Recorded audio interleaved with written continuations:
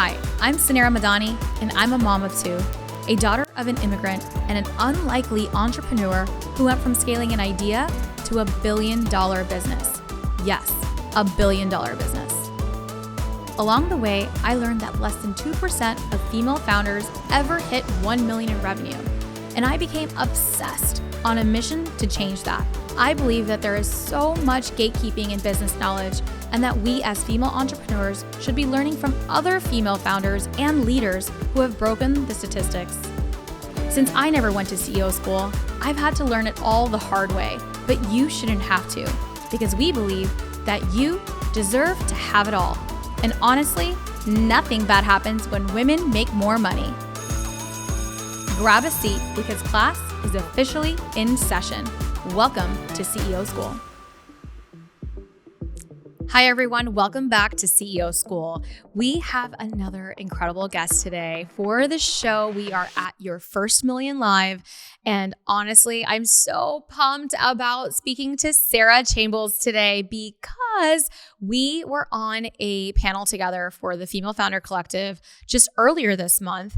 And it was literally one of the best conversations or panels I've been on in forever. And I've gone on a lot of stages, spoken to a lot of women, a lot of conferences.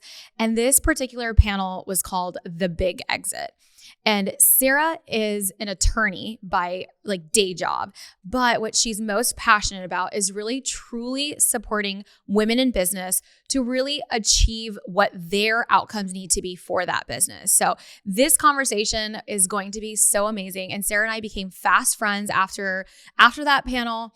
And I'm in LA and I called her up and I'm like, here's what's happening. And she showed up to come share her wisdom with all of us today. Sarah, welcome to the CEO School. Thank you. I swear I could have listened to you talk on that stage all day long. Oh. There was so much energy, and also just the things that you had to say they just resonated so deeply with what I see, the themes that I see with female founders when they're approaching an exit. I felt like the stories that you were telling and the insights you were giving just resonated so deeply with my practice. So yeah, it's amazing. I love everything that you do, and I cannot wait for the audience to hear it. Sarah is such a successful attorney, and they have the most amazing practice. I'm going to let her tell you all about it. But at the forefront, what they do is support women in business. That is her entire practice. She is a girl mom as well. So our girls are literally the exact same ages. We connected on that as well.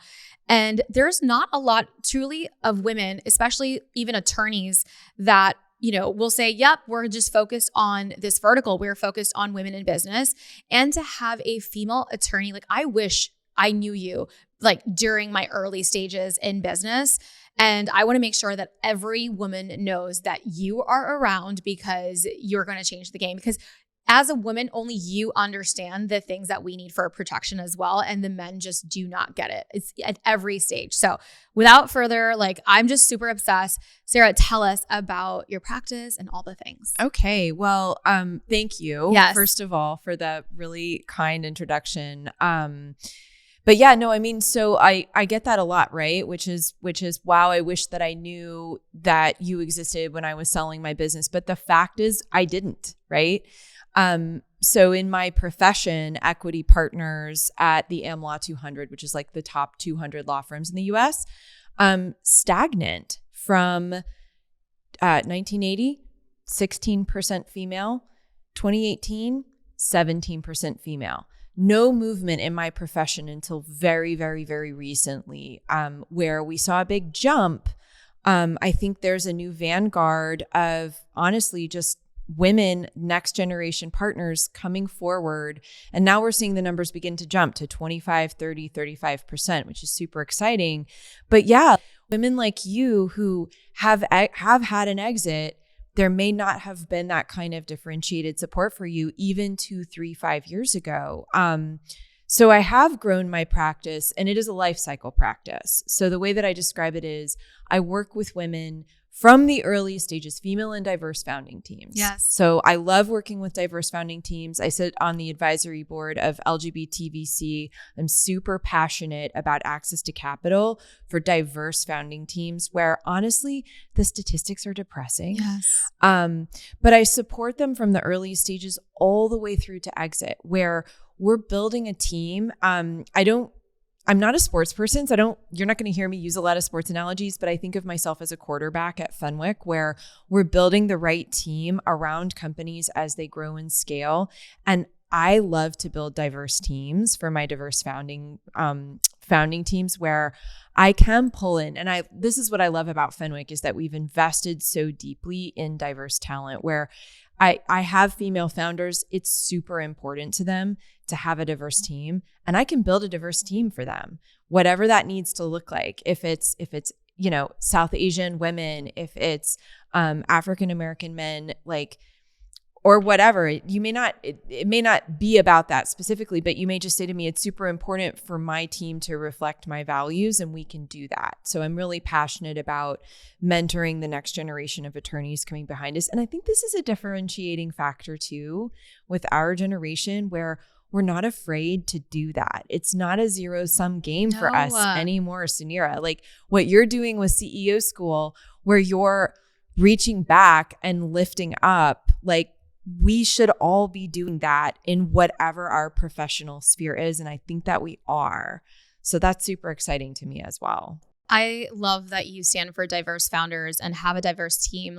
One of the things, you said statistics, right? It's just depressing. Let's talk about those statistics because 75% of venture capital, right, goes to 3 states. It goes to California, Texas, and Massachusetts. And the rest of the 25% we're left fending for the next 47 states. This is, by the way, what I have to explain to my family when they want to know why I can't move back to Georgia. I'm like, this is the heat map. This is where the deals happen. But anyway, continue. That is right. But it doesn't mean that there aren't businesses everywhere else that should not be represented. Then you add in, that's one statistic for all founders. But women, we get less than 3% of the overall pie, And that statistic is not getting better. No, it's solo not. Founders, it's not getting better. Where the statistics are even more appalling is not just as a woman, but for people of color, right? And then you're a woman of color and it's next to impossible. So the statistics for people of color, it's in the decibels. Yeah. It's less than 1%. Yeah. And it's not, it's depressing. It's like a rounding error. It's horrific. Also, this is another one that will shock you. 80% of venture capital goes to all male teams. Oh my God. I all male teams. Throw this mic right now. Because what a lot of folks like to say when we throw out the 2% female founders, they go, oh, but what about mixed teams? Yeah. Well, mixed teams, we're talking 20%. So it's depressing. It is depressing. And it has to change and it's not changing fast enough.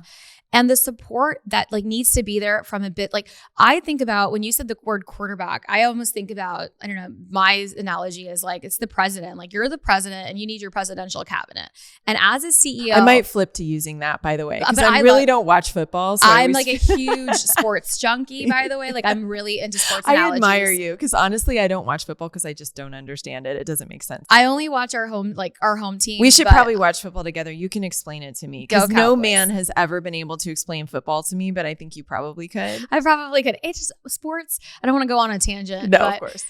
We'll talk about why I do love sports. It's the one place that it does not matter the color of your skin, who you're voting for, whatever it is that you are truly just rooting for the team. Love it. And that feels good. So that's my little tangent on sports. But the analogy that I like to use is for CEOs is you're the CEO, you're the president. You need to have your cabinet around you. And in your cabinet, you have to have the best experts, the trusted advisors from day one. And your trusted advisors looks like this. I will tell you, there is a list of the advisors that you need to have in place, not just mentors, not just your board of advisors. Real cabinet that you can call upon for execution. And first and foremost is an amazing lawyer. You have to have an amazing lawyer as part of your cabinet. You've got to have an amazing financial advisor. You have to have an amazing accountant, someone who's actually like taking a look at the business financials as well. So, and then from an HR perspective, like these are things that as a CEO, you have to have the right cabinet around you. And it doesn't mean that it has to be inside of your organization. No. And it does not mean that it comes later. It has to start from day one to help you make the right decisions. So you play such an important role in every business's journey. But I bet this is what happens, Sarah. They don't call you until it's too late. It's too late. I was going to say, let's unpack that a little bit. So to dig into what you just laid out, which is just an incredible outline. So personal wealth advisor, and I want to tease out some things that I see with women specifically. So women, we know statistics, and I hate to generalize, but we aren't necessarily trained to manage our personal finances the way that men are. So one of the things that I do when I come alongside a female founder is I'm like, who's helping you personally with your wealth? Because the concerns are specific and differentiated for female founders. A disproportionate amount of your wealth may be tied up in the stock of your company. You may be a mom. You may be a single mom. You may be caring for elderly parents, right? You need to have sophisticated personal wealth advice. And there are special people who will come alongside you at Series A and help you think creatively and out of the box, help you buy a home, right? Help you leverage your equity to actually begin building personal wealth. And to your point, you need to do it before that stock is too valuable. That's really important. So it's something that I like to pinpoint and make the right introductions, because for women specifically, it may not occur to us that we need to be doing this until, again, it's too late. We now have a valuation on our company and we can't set up the trusts. So that's one thing. And I just want to pause. It doesn't even just have to be at that stage. Like, I know a lot of women that are listening. They're like, well, I'm not going to be raising capital, or I'm not going to be at that next. Like, I'm not going to be raising capital, or they're in their early stages. It's still important to think about. I always say you still have to have the exit in mind, whether it's a succession plan, whether it's to hand it to your family. Like, we need to treat our business outside of it being a lifestyle. And that was one of the things that I became really passionate about, why I do this and I teach CEO school, is I saw that women, especially in the online education space that were teaching other women about business, were all not all, but there was a lot of the lifestyle style. But there's nothing wrong with lifestyle. So I want to say that. However, you have to treat your business as an asset. No matter what, just like your home, just like whatever piece of property, just you have to treat it as an asset.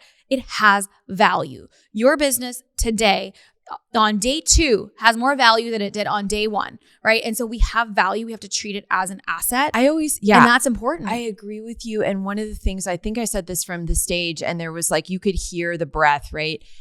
Every business has an exit. Yes. Every business has an exit. The question is, what exit are you choosing? What are you planning for? Because if you're building a quote unquote lifestyle business, to your point, it is growing in value over time. Are you going to pass it on to your kids? Well, then you need a succession plan. That's your exit. Are you going to sell it? Who are you going to sell it to? There's your exit. 95% of companies, they sell. So like, it doesn't have to be this raise a Series A, raise a Series B, and then 10 years down the road, you sell for $1 billion. Although if you do it, my hat comes off to you and I'm here for you. But like, there is an exit at the end of the road, no matter what. And you should plan for it, because this may be your biggest asset that you're building. So couldn't agree with you more. And we need to have the support from day one. So tell me kind of like the horror stories that you see. Because I it's sad, but we need to learn from people's mistakes. Yeah, let's unpack it, because so talking about the lifestyle business, this is the one where when we come alongside to begin a sales process, frequently I'm getting the call a little too late. So I'm getting the referrals coming in from an investment banker that has been hired, or perhaps a trusted advisor who's, flagging, oh, wait, you need a lawyer. And so we see a couple of things. Number one, you mentioned financials. The financial house, you need to start getting that in order. I mean, hopefully it's in order all the way through. And I think actually going through a couple of rounds of capital raising does train you and help you. It gives you a benchmarker to level up that you may not otherwise have. But if you have been organically growing a beautiful business to $10, $20, $50 million in revenue just through bootstrapping, by the way, I bow down to you. Your financial advisor, when you're making 1 to 3 million in revenue, should not be the same person as when you're doing 20 to 50 in revenue. Agreed. You need to professionalize that CFO position. Consider bringing someone on either part or full time, in addition to leveling up the CPA. Consider an auditor, or at least having your financials reviewed. And all of this, you need to be thinking about 2 to 3 years ahead of when you are actively talking to buyers. But you should always be thinking 2 to 3 years ahead. Thank So you. even when you're starting a business, right? You're like, even if today you're listening today, you're like, Suneera and Sarah, I'm on day one. I'm going to just tune you out right now. Right. No, we're not doing that, because you need to be, where is your business going to be at 3 years from now? Every time there's still that 3-year horizon, and we have to be filling those shoes, because then we're behind. So it's super important at whatever stage that we're thinking about that 3-year milestone to say, that's the people, that's the team that I need. I need the team for tomorrow, not the team for today. Yes. I mean, so what I see a lot of times is your buyer may be a serial acquirer, what we would call a serial acquirer, a big strategic that gobbles up companies on the regular, and they have a plan and playbook.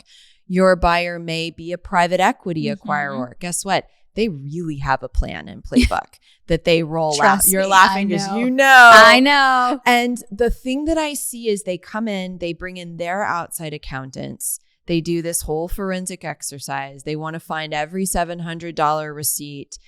And, the beginning of the process is very kumbaya. You get that 1-page LOI.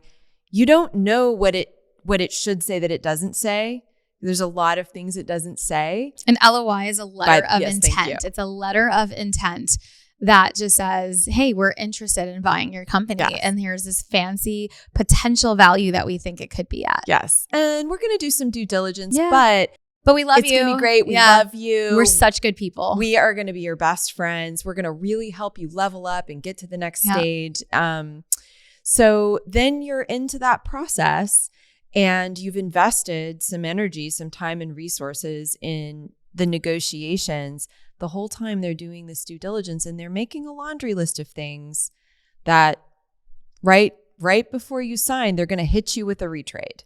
So knowing when you step into that, when you open that data room for the first time, that everything in it is squeaky clean because you've run your own due diligence process with your own team and you've cleaned everything up 18 months ago. Or listen, if there's some stuff you can't clean up, at least where the pig is. So this is CEO school. So they're cleaning. They have amazing data room. So a data room, for those that don't know, this is just our library of all of our, and I'm saying receipts, but it's not financial. It's all the things. It's our employment stuff. It's all of our employees' employment agreements. Right.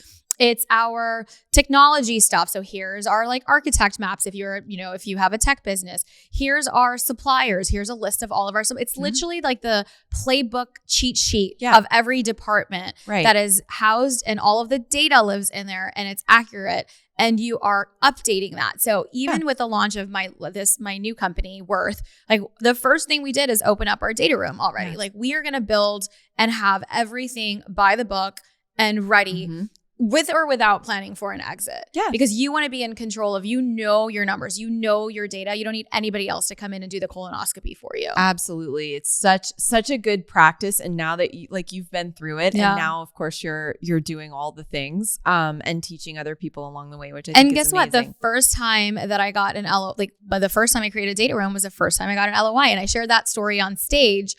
For those that don't know, I received a letter of intent by a strategic. A strategic just means a company that wants to fully acquire you. So they, they were also in the same space. They were like, here's this hot new company. And it was really nice to feel wanted. I will say it was one of the best days. I won't forget. It was actually St. Patrick's Day. And we partied really hard that night. We were counting money in the bank. We're oh my God. And the offer was for $17 million, which is the most amount of money I've ever seen on a piece of paper. Yeah. And right before that offer, we had just finished raising our seed round. And it was valued at, I think it was $8 million or so. Oh, so your investors, they saw the markup. They were just let's go. Boom. It was 30 days post-close. And I called the board meeting and they got really, really excited to say, well, we should really consider this. This sounds like a really great strategic. They'll really help you, blah, blah, blah. So we went down this process. But I was like, wait, didn't you just invest in like this vision and all of the growth that's coming? But as a good girl, I didn't want to disappoint, right? Like just like those were I'm just sharing. But you knew. I knew in my gut that it was not the right time. Yeah. But I went through this whole process anyway. Long story short, exactly what Sarah said, a retrade happened after we went through due diligence and they lowered the price. And I believe it was like 14 from 17 to 14. There you go. And it was going to happen again. And I literally was like, like if you're already doing that, how are we going to be partners, right? Like you're not even living up to what you said you were. And in my gut, it wasn't even about the money. I just didn't love like the value fit of that company. And I was like, this is so cookie cutter. This is not like us. I didn't love the partner that was sitting on the other side. And I felt like he was telling me everything I wanted to hear, but it didn't feel authentic. I went back to the board and I said, I'm not going to do the deal. And thank God at that time that I still had majority of the board votes because it was just the seed. Yes. And so we had all of those things positioned, which an amazing lawyer helped me do. Yeah. Right. And if I wasn't in that position, I could have had to sell my company. Right. But we declined the offer. It was a really hard board meeting and next few months. But those same investors, we exited out like 4 years later for 18 times their money, not 2 times their money. I love that. It was a great outcome. We're all friends. Yeah. But they're happy that you told them they're no. happy. Yeah. But you have to big, quick lessons, listen to your gut. Yes. And two, we had to start that process post after. So Sarah knows exactly what she's talking about. That is like a real life. That was my story as well. Well, and what you just said about listening to your gut, actually, this is another insight that I think is specific to women that I coach women when they're considering, when we're thinking about investor strategy, when we're thinking about capital strategy, and we're thinking about who is the right fit for this business. One of the things that I always tell them is do not ignore any feeling that you have in a meeting. Your intuition will be speaking to you. Taking on investors is you're married, I'm married. It's like getting married. It is. And guess what? Divorce, expensive and time consuming and very distracting. Yes. We don't like to do it. It's the same thing in the company, in the investor world. Right now in my practice, and I would say for the past year, we've seen the capital markets, of course, have ground to a halt, but also what that creates is a slowdown on the venture side. So we've seen deal volume collapse. We've seen valuations come down in certain sectors. I would say other than AI and perhaps digital health, everything is real down. And, so what I'm thinking about is the friction that creates in the board setting and amongst the different competing investment interests on the cap table, and that stress and the whipsawing that it creates for the CEO founder who's trying to please all these competing interests. They've invested at different points in the company's lifespan. They have a markup they're trying to achieve with the next round, or maybe they're looking at a haircut. It creates a lot of bad energy in those boardrooms that the CEO has to navigate. And our female CEOs, they are overachievers, they are people pleasers, they are, peacemakers, and that's tough and stressful. So at the outset, before you have gone into the investment process, really paying attention to the people that you're talking to, how do you feel about them? And then doing some due diligence with, not just the references they give you, but go and investigate their whole portfolio. Look at LinkedIn, see how you're connected to founders. Maybe try to find and take a meeting with a founder who wasn't successful from their portfolio, and have some conversations with people who've been through some tough times with these investors. Because let me tell you, the tiger stripes really come out when you hit I'm mixing metaphors, but where I'm going with this. Everything is wonderful when you're hitting your numbers. When everything is in the green, everything is green and happy. And the moment that there is any stressor in the business, or that there is, something not going perfectly right according to plan, that's when those tiger stripes come out. And And rightfully so. Also, I don't want to, investors aren't like, that's their job. Their job is to return capital. That is when you take a dollar, that is not your dollar. You are literally taking that and someone's investing it to return capital. Right. And I do think that there is a lot of misinformation for women in the venture space as well. And it's not all bad either. It's not all bad. Yes, these are like, yes, you hear the stories. And yes, I've have the stories, but I would not be where I am today if I did not take investor capital. Right. Like that is also a real truth. And I do think that as women, like you've said, like, yes, do your due diligence, and those things are important. Listen to your gut. But I also want to be real. Like it's so hard to get capital. Right? It's so hard to get capital. And so when you are really trying it becomes almost like, yes, I don't want to take it I would like to have I want it from Serena Williams, right? That's my goal. I'm like literally putting that out there so Serena, if you're listening, I was going to say, we can get you a meeting. Yesterday, I read an article, Serena, she's invested in companies where she's invested. There's been 14 unicorns out of her investment. So women also pick amazing bets and amazing, they pick the right jockeys as well. So Serena, that's awesome. I've already done one. I'd be happy to do the first decacorn for you. So I'm throwing that out there for Serena. So I would like to have investors that are perfectly strategic, et cetera. But it doesn't always work out. And I think now I can be more strategic because now I don't have a shortage of capital. Now I'm being very strategic about my capital. But going at it the first time, Sarah, I want to be honest, like I got more no's than I got even a single yes. Oh no. Yeah. So I tell my female founders, so this again, right? 2%. And then that number has been stagnant, by the way, since 2009. We saw a jump between 2017 and 2020. It went from, and this is so sad to say, it went from 2.2 to 4.4%. Guess why? Me too. And more critically, the LPs were asking questions of their funds that they invest in. What does your portfolio diversity look like? How many female founded companies have you invested in? I think the Me Too movement really shined a very bright spotlight on the venture capital funds and how they were deploying capital. And let's be honest, they are pattern matching to past successes. That's why it's easier for you to raise capital because they're like, oh, serial entrepreneur. It checks a box for them. And yet what that means is women as a category are shut out of the process. And so I think what I always tell female founders is when you're approaching it, so I'm a marathon runner and don't think about the whole 26.2. Just think about the next step. Okay. Can I take another step? Can I take another step? You're going to need to take 50 to 150 meetings with investors. And once you've taken 25, sit down and reassess what the market is telling you. But until you've taken 25 meetings, don't allow yourself to be discouraged. You're training. Right? I love that. That's such real advice. And those numbers are accurate. Like I'm telling you, y'all, you have to listen to her. Like Sarah, you know your shit. Like it is so true. I see a lot. Yes. Right? And that is what it takes. Yeah. And I don't want women to be discouraged by it because you can do it. Like I did it.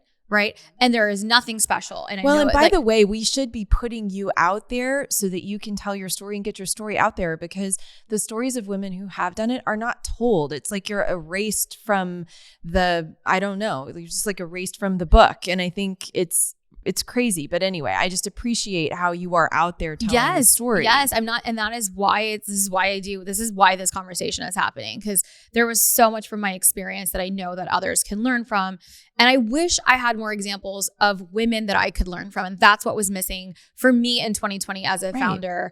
And just it was not existent. It was existent in awesome girl boss communities, which were great for what that was and the time to come together as women, which I'm all about. But I felt like the conversation was just different. What was taking place for me in the boys club with when I was raising, the rooms that I was in, the conversations for business were just different and they were not happening in those rooms, in the female rooms. Right. And that's what I felt like, man, this has got to change. And that's where I was trying to bridge the knowledge gap from the boys club to really knowledge sharing with women. So I fully agree that we have to learn from each other, but it is, I just want to just shine also light that it's not all bad. And I do think it's the best time to be a woman in business. Like I really do think it's our time. How do you feel about that? I love that. I mean, well, I think that we're juggling a lot, but we have tools, we have resources, and we have communities, right? Communities like CEO School, communities like Female Founder Collective, yes. Where you have, I mean, I think there's two levels of community, right? One is people above you who can pull you up and give you advice. But then the other level is like the sticky connections that you can make with your peers, because being a CEO is so lonely. So lonely. Yeah, it's incredibly lonely. And that's one of the things like, Rebecca Minkoff talks a lot about with Female Founder Collective, how lonely it is and how there's just so little collaboration. So creating spaces, and this is something I'm really passionate about too, just creating spaces around a dinner table where I can bring women together to just meet each other and build their own network. Because I think, and this, again, it's like to circle back to Me Too and what an interesting time it was, but like women were knowledge sharing, creating lists, and, talking about who the bad actors were behind the scenes. There's power in that. So I think if we can pull each other together, share the right kinds of knowledge and resources that are actionable. Right? Action is so important. And I do believe like your network, there's one thing to be, I agree. There's community and then there's a network. And your network is your net worth. Period. I love that. Yeah, I'm literally, that is like literally putting on a t-shirt. It is so important. Yep. And that's why we've created, especially for this next stage of women that are beyond the 7-figure mark, the Millionaire Founders Club, we're getting together in person and meaningful interaction. Zoom is great. Connections are great, but to really authentically connect with your peers that are going through similar things it's so valuable. Yes. It's so valuable. And I do believe that's how the boys club has grown. Like they do business on the golf course and in the country clubs and at the sports games, right? Like what is our arena? Yeah, no, right? I love that. And it's funny because in my universe, one of the things that I know when I'm getting to know someone is like, if you golf with your lawyer, I don't have a chance because I don't golf. So like if you golf with your lawyer, it's nice knowing you. I'm going to move on. But yeah, no, I think men knowledge share in informal, deeply intimate ways. And we should be doing this as well. And to your point on in person, I had this incredible experience at a retreat last November where I bonded with a female founder on the ropes course, right? Because entrepreneurs are incredible. You guys don't see the ground. Like you don't. You're 20 feet up in the air. You're walking on a thin wire. You don't see the ground. You're just walking. And I'm a lawyer. All I could see was the ground. Yeah. I was like, the ground is going to eat me up. It's going to come up and meet my face. But anyway, she coached me through this ropes course. She like cheered me on, told me I could do it. I was terrified. And then we set intentions with each other for the following year and we held each other accountable. I love that. Isn't that amazing? Yes. And so you can build, I think, deeply authentic connections in person that you just can't do when you're in a box on Zoom. It's just an unfortunate reality. And I think that people are craving that right now. Really. I feel like everyone is craving it and showing up like to truly serve too without asks. Like you're going to get so much out of it, but truly just connecting to connect. Right. Like our world, I worry about that for our kids. Like it's so transactional, right? It's so transactional. It's so hard to make a real, meaningful. It's not hard. It's just, it has to be purposeful to make real, meaningful interactions. And I see it all the time with our workforce, with just social media. And it's everybody is just giving tit for tat, get like, what are like you giving me to get. And it's like, why can't we just hang? Like I don't have an ask. Right. Like I just want to truly, and when that actually happens, this happens. Yeah. Like this actually happens, right? Like there's like a meaningful thing. And then we find ways to support each other and do business together and all of the things. But it starts with an authentic connection. It doesn't start with like that end, like that transaction. Right. Well, and I think for me, so a lot of times when we're in those rooms where we're like, everybody make your asks, I love and I take notes because I'm usually the giver in the room, right? I'm the person who can come with an investor connection or come with a suggestion for a service provider who can meet that need or, tap into my internal network and find a way for you to get to XYZ. Like It feels really good to me to be of service to women. I like to say, I mean, it's let me guess, your love language is acts of service. It actually is. Yes. It actually is. Yeah, I know that's crazy. And I get teased by that. Teased about that by my husband. Cause like if I come home and all the laundry's folded, I'm just like, but yeah, no, I think, but that's a real way that I love to give. And I also think that, that's a way that I can show my value, right? So we as women, we need to be cared for. We don't care for ourselves. We are not necessarily putting our own gas mask on first when we're on the airplane and they drop down. And so knowing that you have that net underneath you, that you have those people who can support you in all the ways, or like having the lawyer bay. That's what I like to say, like having the lawyer bay on speed dial. You might need to call someone sometimes at 11 o'clock at night or text her because a thing just happened. I love lawyer bay. So, right? I love lawyer bay. That is so good. But it's Sarah's our lawyer bay. Yeah, I'm going to change your name on my phone. Lawyer bay. I should like change my handle. You should. Yeah. You should. But yeah, but you know what I'm saying? But like that starts with authentic relationship building, right? It needs to be an authentic, long-term, sticky, trusted relationship where you're like, I don't know if Sarah can help me with this, but I'm going to ask. Maybe she knows someone who can, right? That's just how we treat our friends. And I think that when you're choosing your advisors, you need to be thinking about, okay, is this someone that I could actually get to that place with? Because when you're in it, like there's all kinds of things that can go wrong in your business. Of course, there's all kinds of things that can go right, but there's all kinds of things that can go wrong. And when things are going wrong, you need to have her on speed dial. You need to feel that bond. If you don't, if you know she's not going to like pick up the phone at 7:30 in the morning on a Saturday, you're not going to feel cared for. So I love this. I want like lawyer bay all day. Something I will say is that we're talking a lot of like in crises. And so one of the things I love to do for women on the show is give them action that we can take now. Right. Okay. And so what I know, like on that panel in particular, we talked a lot about separation agreements. If you have a founder, like let's have some sort of like prenup or postnup in place. Right. And so what are some of the things that you're like, here's my non-negotiable. So if I'm coming to you as a client and you're like, these are the 5 things that I want to make sure that are protected for your business. Love this. What are those things, Sarah? Yes. Okay. So if you're just starting out, if you're getting going, if you're setting your business up on, I don't know, LegalZoom or Rocket Lawyer or Clerky. I like Clerky, by the way, if you want a self-service platform.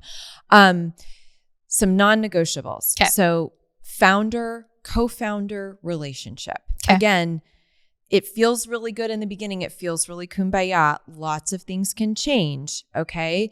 Your co-founder might get married. They might have a baby. They might have a big life event. They might have a death in their family. There might be a million reasons that are not their fault that don't relate to the two of you, why they may need to go. Or you might drive each other crazy. Crazy. It might not work. Yeah. It's okay if it doesn't. But when we set up companies, we always make sure that the founders have a relationship with each other in those documents. And so we'll set up a vesting schedule for the founders. It basically just says, if you leave the company before your shares are fully vested, the company can repurchase them at cost. And no harm, no foul, okay? People leave for all kinds of reasons. But if you're leaving, we need to recapture that equity and reapportion it to someone who's going to come and do your job after you're gone. Fair's fair. So what you vested into, that's yours to keep. So a separation agreement? So when they separate, then we do absolutely. Okay. What is it called to have? So this would be a restricted stock purchase agreement. This is when we're setting the company up. We put this in place before the proverbial founders agreement, the prenup, founders agreement, right?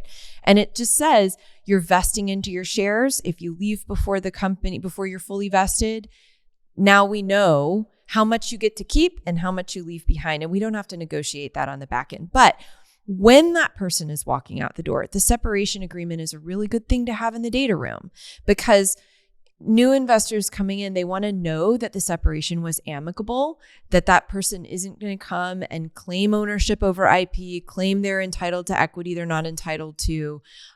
They want to know that that person isn't going to disparage the founders or the company or anything the company's doing. So that's sort of like the alpha and the omega.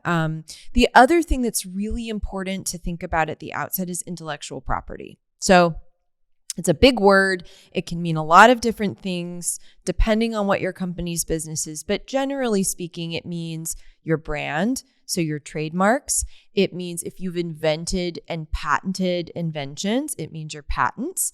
It also means your trade secrets. And that could be for your process. It could Absolutely. It doesn't have to be a product or a widget that you have. It could also be your process for doing something. Correct. So there's all kinds of things you can patent, but it also can mean your trade secrets. So your secret sauce. If there's a particular way that you do things that is your own secret way of doing things, guess what? That's intellectual property. It's protectable. So one of the things that's really important to do for your business in the beginning, especially when you're self-serving, is have a written agreement with every single person who does work for your company. If they're a W-2 employee, if they're a consultant, if they're an advisor, every single person who does anything for your company, you got to have a written agreement that says what you do for my company is owned by my company at the beginning. And so, that agreement has a lot of different names, but you want to make sure it has those critical features, what we call an inventions assignment agreement. So that's another thing. And by the way, these forms, they're very easy to find online, but you want to have for your consultants, have a consulting agreement in place that says, I own your work, you're independent contractors. I've seen that happen where you don't have, even as a contractor, if you're doing work, to have your own, but it is important to protect your own IP employment agreements. Every single person, I say, if you've got a part-time social media manager, they should have a consulting agreement. If you hired someone to do some brand collateral for you, design some logos, you should have an agreement in place that says you own the work product they've created. Don't just trust that because you paid them $500 that the law shakes out on your side. It does not. I'm going to actually be forward here. Sarah, can you help us create some templates that you were like approving? I have templates. So for CEO you School, can have the templates. Okay. So we're going to give you guys access to Sarah's templates, and we're going to just link. We're going to link, like, if you want the templates, go to the show notes. Absolutely. I don't know what it looks like right now because we're going to get find a way, and it'll be part of CEO School in our membership. So we'll link you to it and we'll figure it out. But we want to make sure that you get these templates. So thank you, Sarah. And if you have any questions about the templates, let me know. Yes, we will, because Sarah is an official advisor for CEO School. So she's amazing. And I love leaning in and helping. So never ever be worried about just reaching out to me directly. I'm very friendly. You really are. So those are the key things: employment agreements, IP, the prenup, the founders agreement, and the stock purchase. Those are important things to have right away to make sure that you have those things. And if you don't, it's okay. We can always catch up, right? So it's one of the things, like, it's never too early, and it's never, well, sometimes it is too late, but try not to get there. Like, let's just do it. Today's the day. Yeah, so today's the day. Let's get it organized. Get your housekeeping in order. I would say when it comes to self-serving in the legal universe, I think a great time to come to level up your game and to hire a good, competent lawyer is when you're thinking about taking on your first outside capital round. That's a good signal. It's like, okay, I need to professionalize my universe. I need to get ready for this big process. It will have an impact on my value if I don't. Mm-hmm. But and I think of it as deferred maintenance. Like, we've all driven the car, the maintenance light comes on, and we're like, well, but everything seems fine. I'm going to keep driving the car, even though it says maintenance required, maybe another 500,000 miles. Well, the mechanic may have to do a little more work. That's okay. Like, we don't judge. So it's okay if you've got a little deferred maintenance. We can pop the hood and figure out what you need to do before you take on outside capital and have to show it to anyone else. It's okay. We don't judge. I love that. And I love what you do, especially for the audience that you do it for, and you do it with your open heart. I will say, like, I've really enjoyed, we're going to have a dinner on Thursday that we're hosting some amazing women in LA, and Sarah's going to come out to Millionaire Founders Club in Nashville. So she's part of the advisory team there, and she is literally helping every woman there. There's roughly about 67 plus CEOs in that cohort. So like amazing. It is going to be insane. And if you guys are not part of the Millionaire Founders Club, I'll link that as well. So if you're a 7+ figure CEO, you need to be in the room. So we're curating that room. We're curating that network, that peer group that lives on beyond just community. So Sarah, how can we support you? You're like the acts of service. You're helping all of us. How can we support you? Oh God, I'm so terrible at answering this question because I always respond with like, just let me know how I can help. I'm here to help. So yeah, I mean, how can we help Lawyer Bay? Yeah, how can we help Lawyer Bay? Yeah, I think, I mean, look, I love and am very privileged to work with incredibly sophisticated female founders every day. So if you're out there and you think it's time to level up, something in this conversation has resonated with you. Maybe you've gotten to a certain revenue threshold. Maybe you're getting inbounds from potential strategic acquirers who are like, hey, tap, tap, tap, love what you're doing, would love to talk. Or maybe you're thinking about raising outside capital and you just want to have a conversation about strategy. Feel free to reach out. I'm here. Okay. Well, we are definitely going to do that. We're going to love on you on Instagram as well. So that's my ask. Let's love on Sarah.